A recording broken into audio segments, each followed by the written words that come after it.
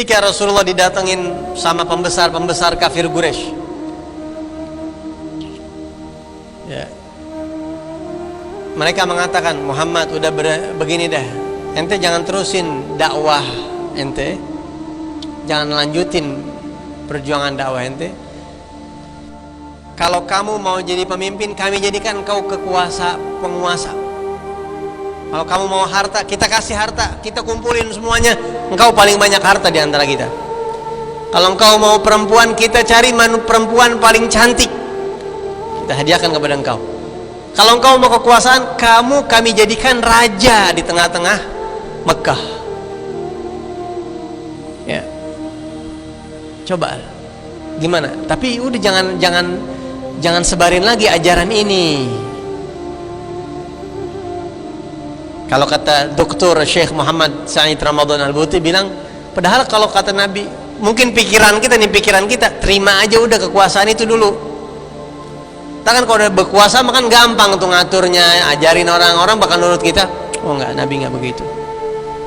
Tolak sama Rasulullah semua. Bukan itu tujuan Nabi SAW. Nah, sampai akhirnya pembesar ditolak sama Nabi itu. Dalam beberapa waktu kemudian, pembesar kafir Quraisy ini mulai nanya-nanya sama Nabi Muhammad tentang Islam. Mulai nanya-nanya. Kira-kira hati Nabi girang nggak? Pasti. Nanya-nanya tentang Islam. Akhirnya Nabi adepin mereka. Nabi semangat untuk menjelaskan tentang Islam, ngajak mereka ayo masuk, karena kalau pembesar kafir Quraisy Mekah ini masuk, kepegang udah kota Mekah. Ya, ini anak buah semuanya ngikut udah pasti. Ketika diajak nih, wah ini pembesar kafir Quraisy mulai nanya-nanya Islam, menunjukkan ada respon positif, pengen kayaknya Nabi ada harapan nih. Di saat Nabi lagi mau ngajak mereka begitu, datang satu orang bukan tokoh masyarakat biasa, wabuta lagi, pengen dituntun sama Nabi buat masuk Islam. Namanya Abdullah bin Ummi Maktum. Kira-kira kalau ente di posisi Nabi ini, ente ladenin yang mana dulu? Hah? Ladenin yang mana dulu kira-kira? Nih kalau dia pada masuk Islam, nih pembesar nih, punya power, anak buahnya bakal pada ngikut ribuan nih, Mekah bakalan kepegang. Dan Ibn Ummi Maktum ini masyarakat biasa, nggak punya pengikut, uang nggak punya kekuasaan, buta, nggak ngeliat. Kata Nabi, nanti ente kan satu orang gampang, ini susah banget ini ngajak dia, soalnya mumpung dia lagi pada respon nama Islam. Kalau ini udah pasti dah, ntar juga bisa besok atau ntar tungguin beberapa saat. Begitu Nabi lagi semangatnya nyelamatin mereka dari neraka, mau ditarik ke sorga, ini orang-orang besar yang nantinya lebih banyak yang ditarik ke sorga. Turun firman Allah, abasa wa tawalla an ja'ahul a'ma. Allah, wa ma yudrika la'allahu yazakka aw yadhakkaru fatanfa'ahu dhikra amma man istaghna anta lahu tasadda wa ma 'alayka alla yazakka wa amma man ja'aka yas'a wa huwa yakhsha fa anta 'anhu talahha. Yang ada di pikiran Nabi pada saat itu, sekarang ini mumpung mereka respon pada mau masuk Islam nih dan nyelamatin orang banyak, ternyata ada sesuatu yang kita nggak pahamin. Dakwahin mereka baik gak? Baik. Nabi tulus, Nabi nggak ngarep apa-apa, tujuannya baik. Ini baik. Mustahil ini buruk, mustahil Nabi condong dengan keburukan, mustahil.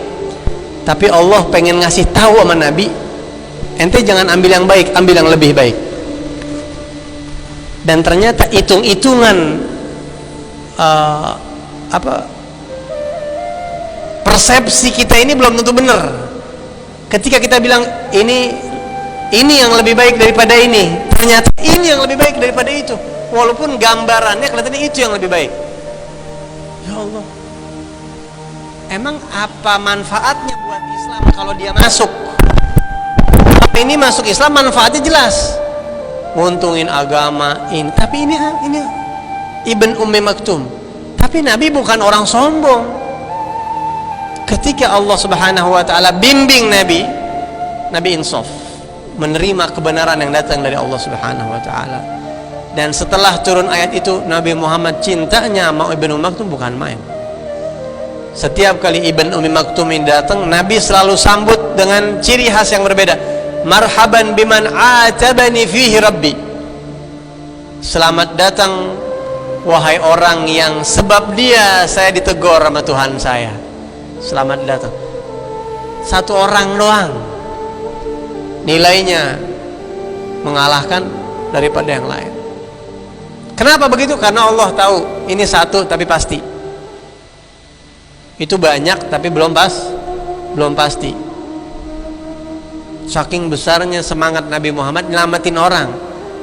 Semangat Nabi bagus, pekerjaan Nabi bagus, pemikiran Nabi bagus. Cuma Allah selalu pengen Nabi ini jangan cuma bagus. Allah pengen Nabi ini sangat bagus, paling bagus. Allah pengen Nabi semuanya ada yang paling bagus. Pekerjaannya paling bagus, pemikirannya paling bagus. Nah itu pendidikan buat kita. Ya, kita nih kalau ada jamaah yang ngaji ini seorang bos yang punya anak buah 1000 orang. Ya, duitnya banyak. Dia datang ngaji sama kita, atau dia datang namu sama kita. Walhal di saat yang sama jamaah taklim biasa datangnya juga pakai sepeda ontel kali. Tar dulu bentar ya, nih nungguin dia dulu nih. Ini katanya dia pengen ngaji, ente kan pengen ngaji juga. Ya ntar besok juga nggak apa-apa bisa. Ya Allah. Kalau kita mungkin tujuannya duitnya banyak, kalau Nabi mah nggak begitu, enggak. Ini soalnya kalau gua ajarin dia, ribuan karyawannya bakalan ke surga nih. Begitu pikirannya. Kalau kita itu aja salah, belum tentu benar.